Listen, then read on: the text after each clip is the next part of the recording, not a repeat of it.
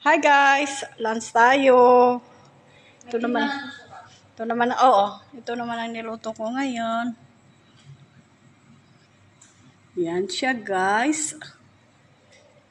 Yan siya. Ang pangalan niya dito ay KFC. At yan naman siya. Ang Salon ng Hindia. Paborito kasi ng mga amo ko ganyan. Wala siyang tomato. Please.